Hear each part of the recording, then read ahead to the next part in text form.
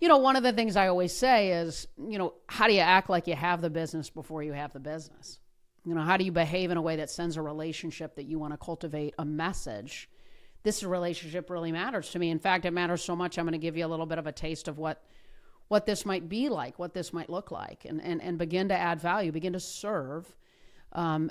And then maybe they wake up and go, wow, this is pretty interesting. This is pretty cool. You're helping me a lot. Like, how do we figure out a way to sort of elongate this or make it bigger and better?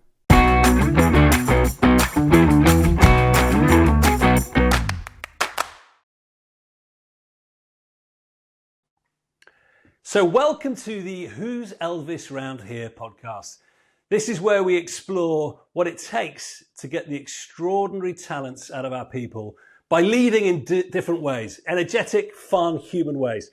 And as being Elvis, in my definition, is about being yourself, having loads of energy, breaking the rules, loving every minute of it. I cannot believe how lucky I am today because I have Elvis on the podcast with me. I've got Molly Fletcher. Great to have you here, Molly. It's so good to see you. So good to see you. It always is. Well, yeah, I think didn't we first meet? We were both speaking at an event in Napa Valley. I think it was something like that. Was it? Well, it's been years, right? 10, 15 years ago. Years. And you look the same. You're killing it. Oh, you're very kind. You're very kind. Well, look, the reason I'm delighted to have you here is every time we've ever spoken, every time we've ever met, every time I've seen your work, I'm always struck by your energy, right? And I get to play with energy. That's my job, right?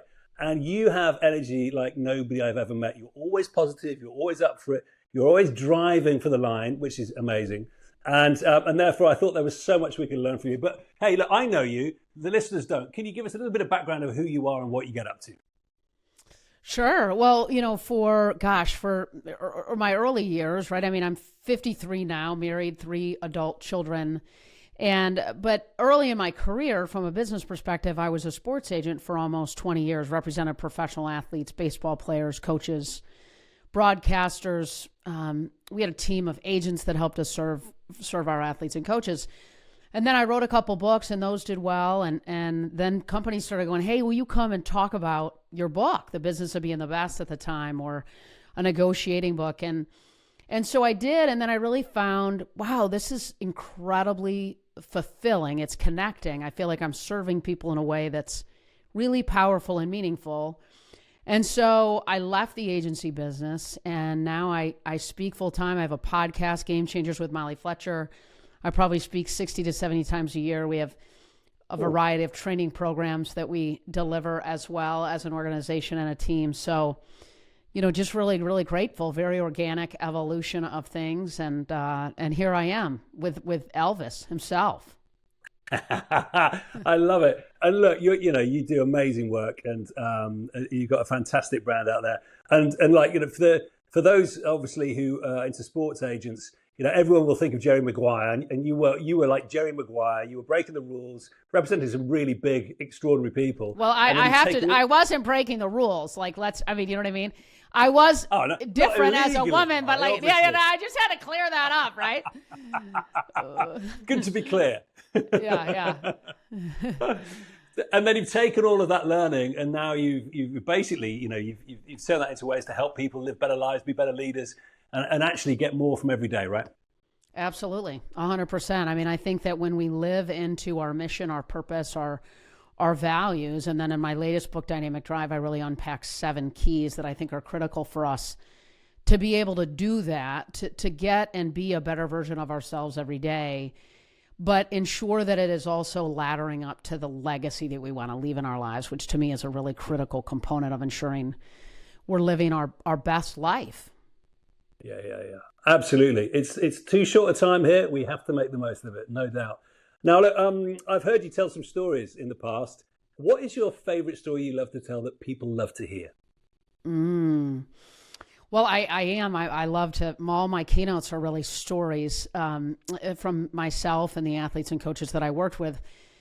I think probably the one that people find the most interesting, maybe is the best way to say it, would be I graduated from Michigan State where I played tennis, grew up in East Lansing, Michigan, and then decided I wanted to pursue the sports marketing space. And long story short, Chris, I essentially taught tennis, saved money, got in my Honda Accord with $2,000, drove to Atlanta without a job. The Super Bowl and the Olympics were coming to Atlanta. Slept on a couch of a friend of mine from high school's apartment. She was kind enough to let me sort of stay there until I figured it out. And it was able to, obviously $2,000 doesn't go very far for very long. And then I negotiated a deal at an apartment complex that had a tennis court to teach tennis at the apartment to the residents that live there in lieu of paying rent. And so it was an unbelievable sort of cushion that I then sort of created at some level, right? Because I now didn't have to pay rent. It allowed my $2,000 to last a little bit longer. And I ended up teaching tennis and living for free in this apartment complex for nine years. And I think it was killer. I mean, it was killer. But I think what makes the story interesting, and one of the keys that I talk about in Dynamic Drive is it was anchored in curiosity and in service, right? And getting in the head and the heart of the manager, and getting in the head and the heart of a pizza store across the street that was going to give me free pizza for the residents, would help inspire the manager to sort of adjust, the deal to not just be partially off my rent, but fully. And, I got Wilson Sporting Goods to send me gear that I was going to give away at the tennis clinics, and tennis tips I wrote for the newsletter. So, one of the things I always say is, how do you act like you have the business before you have the business? How do you behave in a way that sends a relationship that you want to cultivate a message? This relationship really matters to me. In fact, it matters so much, I'm going to give you a little bit of a taste of what this might be like, what this might look like, and begin to add value, begin to serve them. And then maybe they wake up and go, wow, this is pretty interesting. This is pretty cool. You're helping me a lot. Like, how do we figure out a way to sort of elongate this or make it bigger and better? Love it. And look, so there's so many things in there that you can unpack. I mean, number one, when you absolutely tap into your passion, nothing gets in your way, right? You will find a way to make it work, which is great to hear. I also love the fact you're just very clear. I've got an asset. I've got tennis. So if I've got tennis, how do I make that spin in as many different, excuse the pun, how do I make that spin in so many different directions to be able to support my passion, to make sure that I'm living it every day? And you can do that as you did. I mean, 9 years of living free from your coach. Oh, yeah. It's not bad going up. I like it. Yeah, it was killer. I mean, it was sweet. I mean, it was funny because I met my husband now of 25 years at the apartment complex, ironically. And then, I think I was pregnant with our first daughter. Finally, my husband was like, we had moved out, bought a house. I was still doing this deal. And then they were just paying me directly instead of it evolved a lot, but the story gets long, but it was cool. I'm grateful for that for sure. You must be one hell of a coach. That's all I can say. Hey, it was awesome. It really was. It was fun.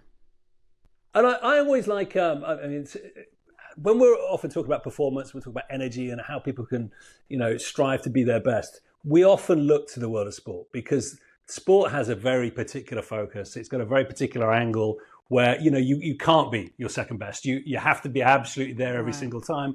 Otherwise, you're not in the game, right? So you must have, some pretty clear insights as to what gets the best from people. So if there's one thing that you think is the most important thing in getting the best from your people, and if especially, there's a lot of team leaders listening to this, what would be the thing that you think would make sure that happens? To get the best from the people that you lead. Yeah. It's again, I'm a story person, so I'll tell you kind of an interesting sort of analogy, if you will, or a story that several of my coaches, whether they were NBA or college and I do now too, but essentially I think the more clarity and the more accountability and permission you can create to help them be what they have identified to be the best version of themselves, for them to identify the outcomes that they want, for them to identify what success would look like for them this season or this year or this quarter. If the other person, the people that you're leading, or for my coaches, the people that you're coaching, if they clearly identify what those are, then at some of you can say, well, gosh, if I'm your leader or if I'm your coach, and these are things that are important to you, you want to, for my coaches, they would get an athlete that would say, well, gosh, I want to get drafted into the NBA. I want to, be the Big Ten player of the year. I want to graduate an All-American. I want to, they would get all these things from the athlete. And then the athlete would sort of sit with my coach, and this is analogous to us as leaders, and say, okay, so just so, I'm clear, right? Like you want to graduate an All-American, and cool. Well, like, what is an All-American? Like, what do they do? Like, how do they show up?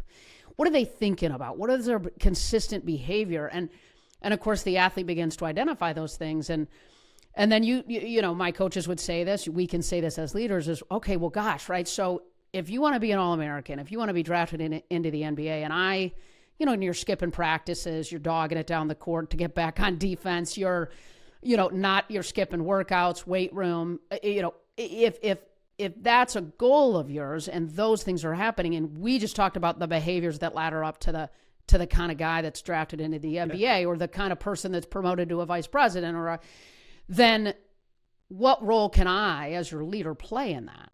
Well, obviously, the athlete or the teammate says, well, I mean, golly, if you could help me get those, achieve those things, that'd be amazing. So if I see those things happening, would you want me to hold you accountable? Well, golly, yeah, that'd be incredible. That'd be great. I would appreciate that. So they get permission to help that individual achieve an outcome that, in fact, they've identified they want. So I think that fundamentally is critical. I think there's certainly things like knowing what matters most to them, what drives them, what kind of impact do they want to make every day, and who they are, right? Like, I'm a huge fan of the Enneagram, for example. Knowing their inner wiring is critical. Knowing who they are underneath sort of what they do. I had a coach say this once, and I loved it. He said, serve their heart, not their talent. And I think that's really critical because I think that helps people want to get after it for you. They want to go hard. They want to support the greater vision. Is that you've got to serve their heart. You can't just serve what they in fact do for you or the organization. Absolutely, and you're really reinforcing one of my big views, which is, for me, the best teams are the ones that actually self-manage, self-review, self-reward.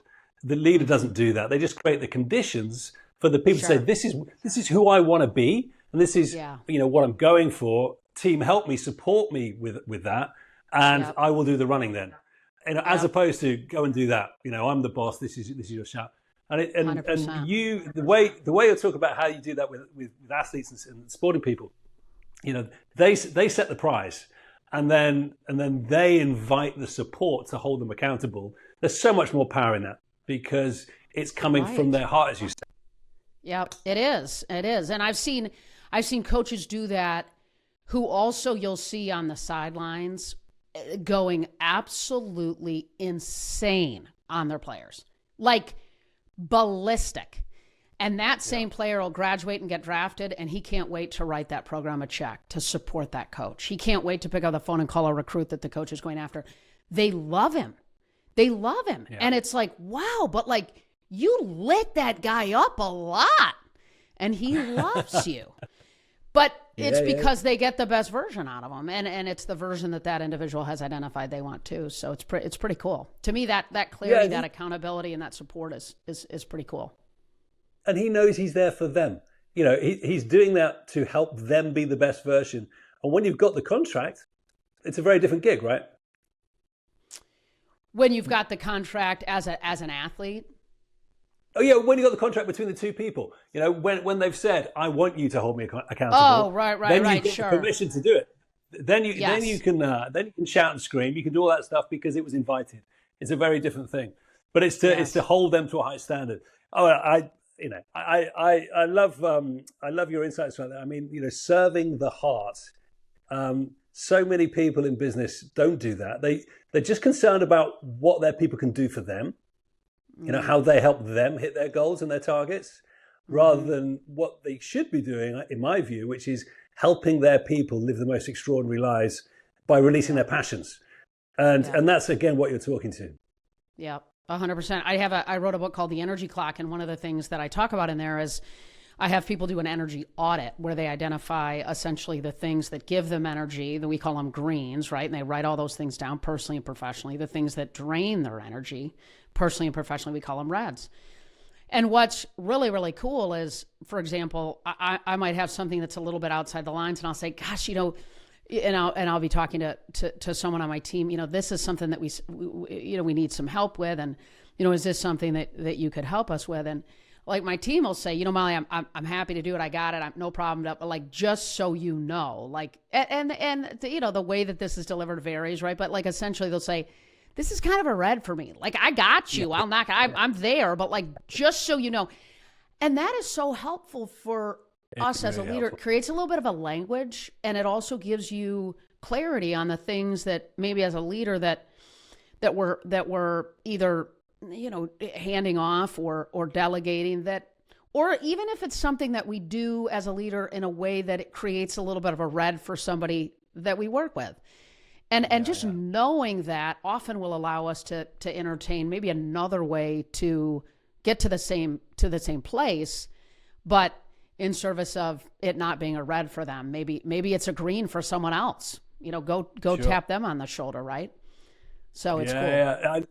I love it, and it's just it's a nice simple bit of language, but again, it's coming back to your awareness piece.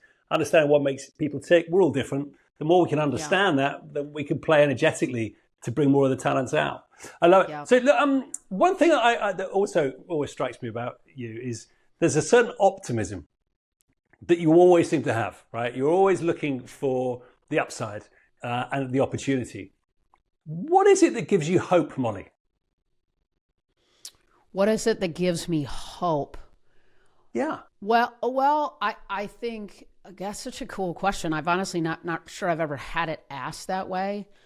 I think what gives me hope is that myself and those around me that matter the most to me, that we have a choice, truly, to choose every single day to be the best version of ourselves, to take tough feedback so that we can learn and grow. I think what gives me hope is that we as human beings are remarkably dynamic. Our brains are remarkably dynamic. Our mind is different from our brain, and our brain and our body and our mind, I mean, they're connected and they're malleable.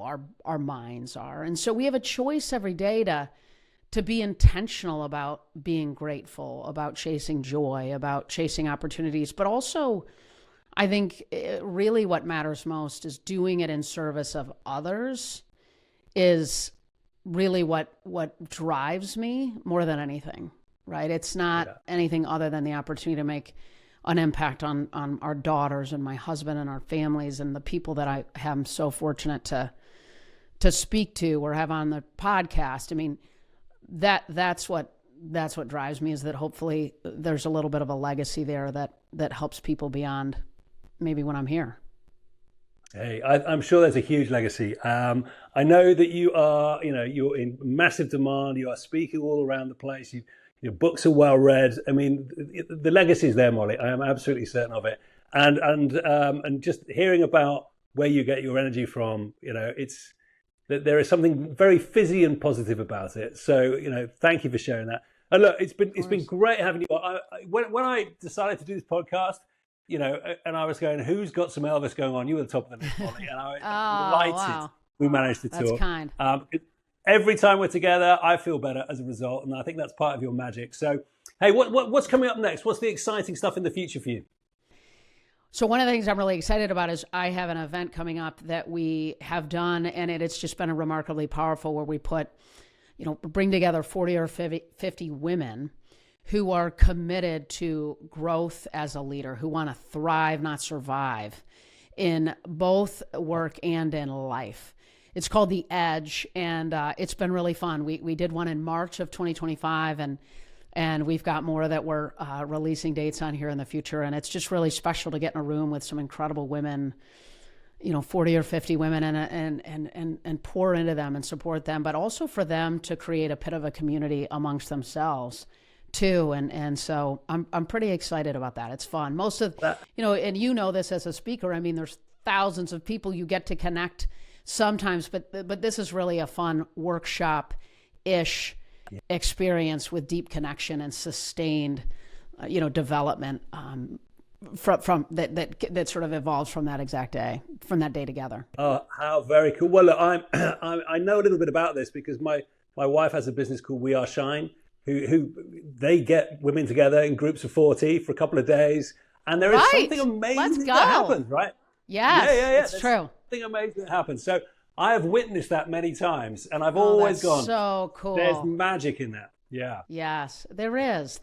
And I think that community component is powerful. And arming, it really is. My husband and I had 3 kids in 12 months, and the peak of my career, and you want to be great at, and they're all important, but some, I always say, some are rubber balls, right? Like work, and some are glass balls, like your children, and you can't drop them. And so arming women to thrive and lead and grow and continue to be people that can be role models for younger women in the future, I think is really critical. Younger women need women that they can see and say, I want to do that like that. I want to be able to do that. And if we can be a part of that, that's pretty cool.